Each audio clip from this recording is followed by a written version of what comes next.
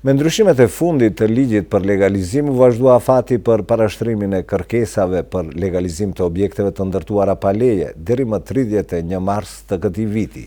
Kjo mundësi ligjore u bë publike më datë 21 dhjetor të vitit të kaluar dhe nga ajo kohë deri më sot, sektori urbanizmit pranë komunës së Gustivarit ka pranuar edhe 1530 kërkesa të reja, që paraqet një numër rekord të madh dhe interesim të qytetarëve për legalizim të objekteve të tyre. Komuna e Gustivarit, në bazë të ndryshimeve dhe plotësimeve të fundit të ligjit për legalizim të objekteve të ndërtuara pa leje, vazhdoi afatin për legalizim deri më 31 mars të vitit 2016.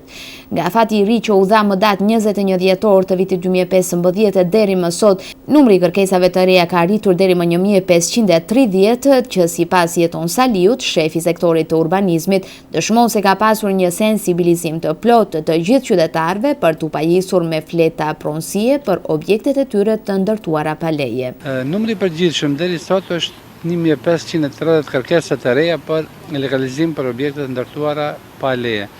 në periudhën prej dhjetor deri sot. Ndërsa kemi parasysh se edhe në gjatë periudhës së vitit 2011 ishin parashtruar gjithsej 8641 kërkesa për legalizim. Kjo dëshmon se ka pasur një sensibilizim të gjithë qytetarët e komunës së Gustivarit për vlerën që ka procesi i legalizimit të objekteve të tyre, për shkak se ata dhe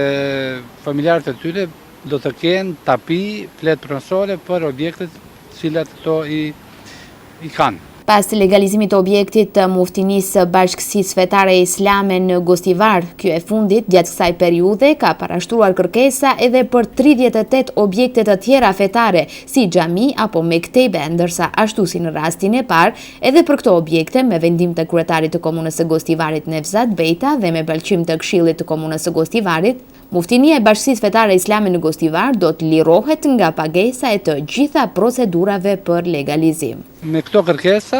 janë përfshira dhe bashkësitë fetare, një lëshim që ishte bërë nga ana e Bashkësisë Islame Muftinia e Gustivarit,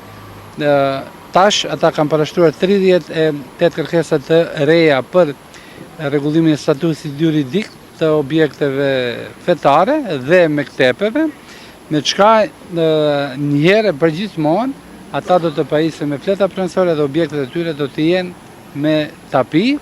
Po ashtu vlen të përmendet se kryetari i komunës së Gustivarit gjithnjë ka qenë mbështetës për krahasi Bashkësisë Islame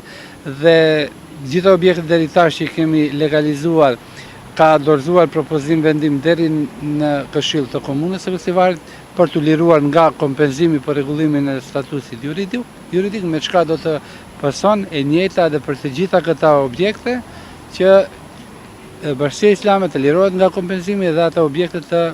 të pajisen me fleta pronësore dhe të kenë status të zgjidhur legal. Ndryshe, në Kuvendin e Republikës së Maqedonisë në dhjetor të vitit të kaluar u miratua ndryshimi i ligjit për veprim me objektet e ndërtuara pa leje, apo ligji për legalizim, i cili dha një afat shtesë apo zgjati afatin për plotësimin e dokumentacionit të paraqitur, si dhe një afat të ri për dorëzimin e kërkesave për legalizimin e ndërtimeve pa leje.